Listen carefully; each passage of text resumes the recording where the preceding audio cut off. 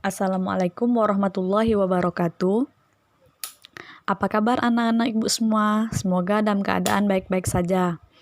Baiklah, pada pertemuan kali ini ibu akan menjelaskan materi tentang motif ragam hias. Selamat menyaksikan.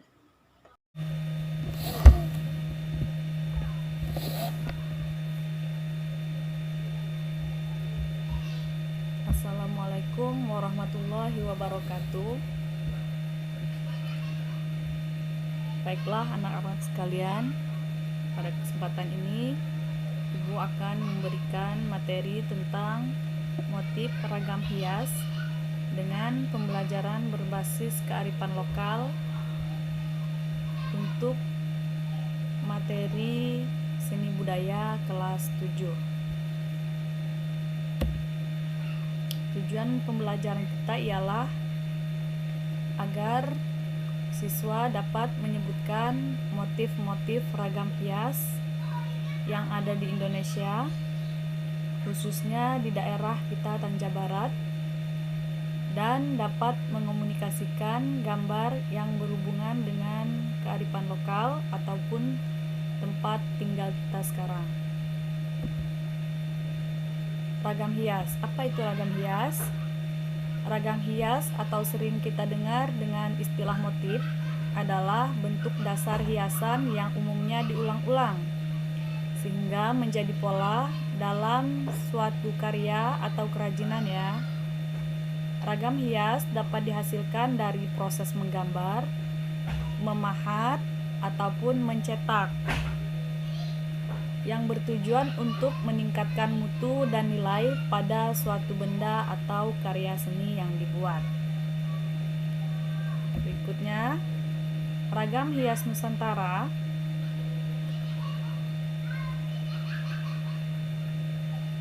Ragam hias yang diulang-ulang ataupun dipadukan itu disebut sebagai pola atau corak. Kalau dia lebih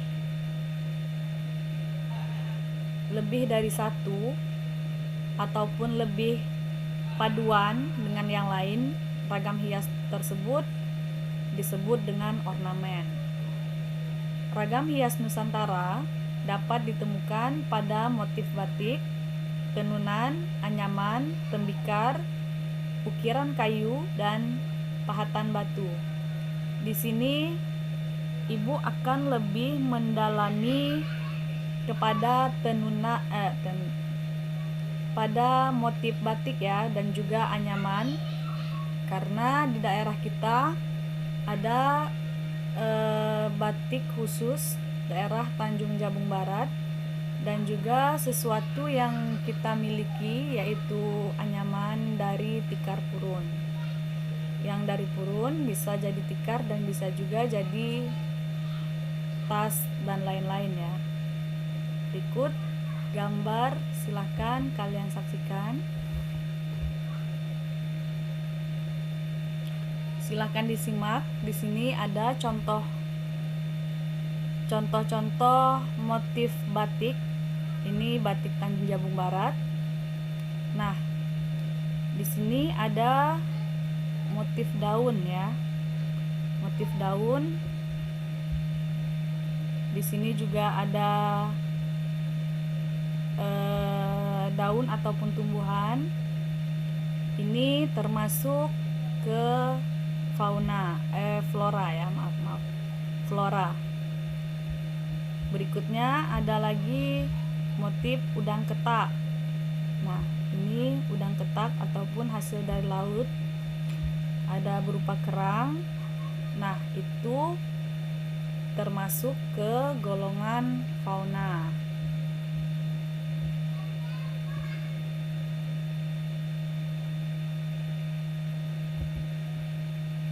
Berikutnya ada lagi motif yang menyatukan garis-garis, baik itu persegi ataupun lingkaran. Ini dinamakan motif geometris. Nah, ini salah satu contoh motif batik Kuala Tungkal, namanya motif sitongkang ya. Ini maksudnya ada gambar kapal-kapal ataupun apa tongkang ya. Nah, jadi pada zaman dahulu itu kapal-kapal sering datang ke sini. Dari sejarah tersebut maka dibuatlah sebagai motif batik Kuala Tungkal. Berikutnya ini ada berupa orang-orangan ya. Ini contoh motif batik ondel-ondel ya. Nah, kalau dia berupa orang-orangan ataupun manusia, itu dinamakan dengan figuratif. Nah, ini salah satu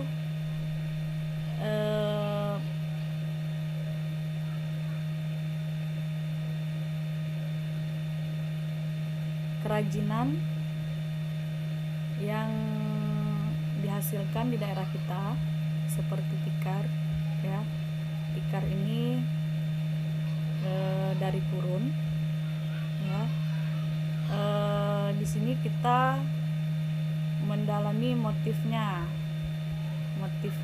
ada persegi. Nah, inilah yang dinamakan dengan motif geometris ya. Jadi anyaman purun itu juga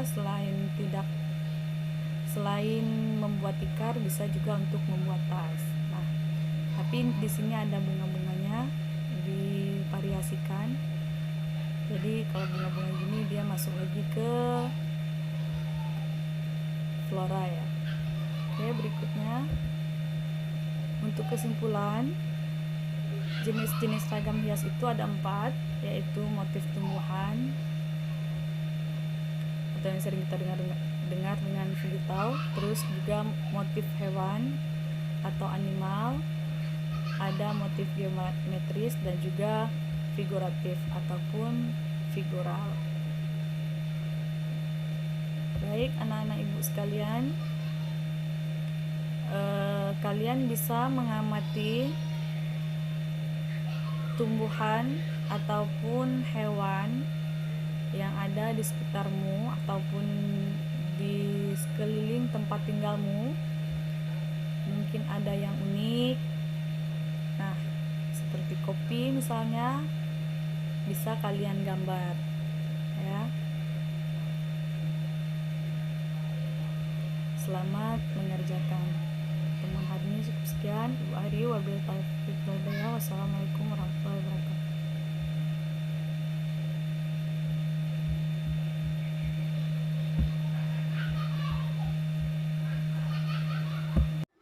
Baiklah anak-anak sekalian, setelah kalian menyaksikan video pembelajaran tadi, jika ada yang ingin ditanyakan bisa langsung didiskusikan di grup kelas seni budaya.